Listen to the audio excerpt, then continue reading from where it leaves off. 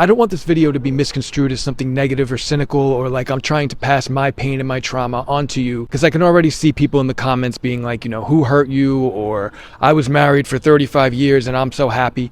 That's not what this is. I'm just trying to get you to think for yourself and to not follow the crowd and to do the same thing that everybody else is doing and to fall into the same traps and make the same mistakes that I see everybody else falling into and that I've also fallen into myself. So I just ask you to listen to everything I have to say before you make any judgments or any preconceived notions or anything like that. So just to start, I'm not saying that true love between two people cannot exist.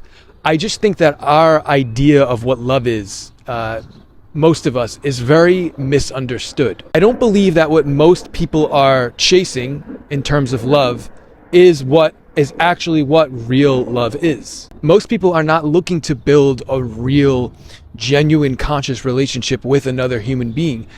Most of them, I think, are just chasing this like fairy tale idea of what love is in our mind. They have this sort of fantasy going on in their head, and we want this other person to like complete us and to make, you know, everything perfect. And I do think it has to do a lot with how we've grown up in the not necessarily the Disney movies, but just that kind of stuff. I think it's just a very societal thing to think that love is the answer and like finding a person is what's going to ultimately complete us. But I don't think people realize like how much actually goes into building a real relationship, like a real genuine relationship with somebody else. And this is the trap.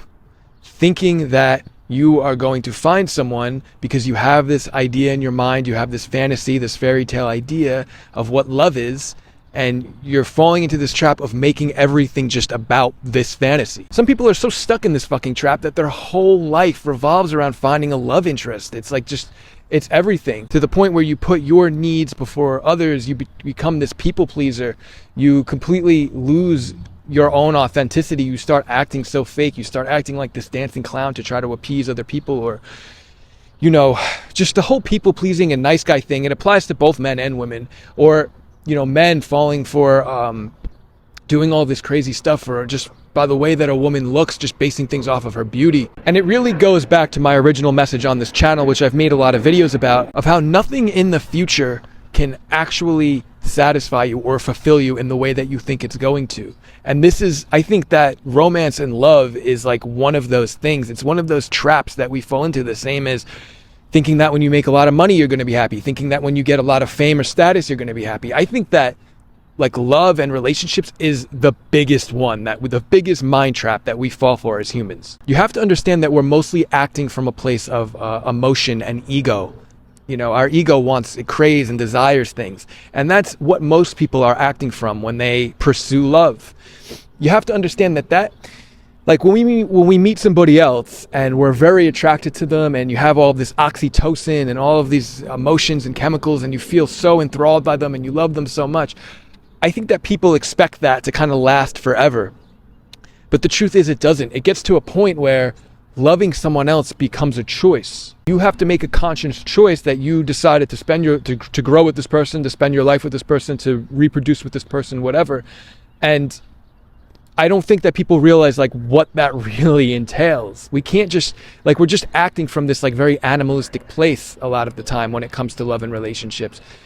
And I don't think people realize how much you have to like consciously choose to support and love another person. And again, I'm not saying it's completely impossible. I just think it's a very small percentage of people that can actually do this, because so many people are just unevolved and are still operating from a very low conscious place, a very egoic sort of animalistic place. And it's like, well, if I don't get my needs met or my desires, satisfied, then I'm going to leave right away. And that's the point. Like, you don't realize how much work really goes into, I think, building a relationship with somebody. And again, this is all just my opinion and my experience. And I might not even be the best person to listen to, because I've never really had like a real serious relationship where it was like a marriage type of thing, like real serious, where I was thinking of like reproducing with this person. So again, this is a lot of my perspective of what I see in other people, but I have enough experience that I think I could probably talk about this. I've met a lot of people in my life. I've met a lot of couples, and it seems like it's very limited, the amount who actually take their relationship seriously. I mean, the amount of infidelity and divorce that we have, and all of these other things. Your relationship should never be the main thing about you. You know, that's one thing. It's like people just like have this idea, like they just wrap their whole identity around their marriage and their partner, or finding the partner, or whatever. It just becomes everything. It should just be one of the many things about you. Your first thing should be spiritual and personal development work, self-improvement. Next should be your mental and physical health. Then should be your family and friends. Like, a relationship should just be somewhere on that list. Depending on you and your lifestyle, it may be low on the list, it may be a little bit higher, but it should never be the main thing about you. It should just be one aspect of many, in my opinion. So I'm going to go over a list I made of the biggest traps that I think that we fall into as people. And I kind of already mentioned some of them, but I'm going to go over them again. Thinking a relationship will complete you or bring you any real fulfillment. It never does. It's never a long-lasting thing. It's always this illusionary thing that we create in our minds. Next is sacrificing your own needs and your own life for another person. So maybe you had a lot of dreams and aspirations, but you gave this all up because the person that you want to be with, you know, maybe they didn't let you, or maybe it just didn't work out. And sometimes, you know, there's obviously a lot of nuance here. Sometimes that might be necessary, but I think I see this a lot, where people never really lived the life that they truly wanted to live because they decided to pursue a relationship instead. And sometimes if you really want to have children, then that might be necessary. I don't know. Being so desperate for love that it makes you susceptible to anything. This is a big one. A lot of people who have a lot of trauma, a lot of low self-esteem, a lot of insecurities, they'll do just about anything for a relationship, and they'll put themselves in very vulnerable positions where they get taken advantage of, they get abused, or they'll just put up with absolute nonsense. You have to be very careful for this. I was a victim to this as well. This narcissists literally prey on people like this. So you have to understand, you have to do a lot of inner work, you have to do a lot of healing, and that's what this channel is really about, before you worry too much about a relationship.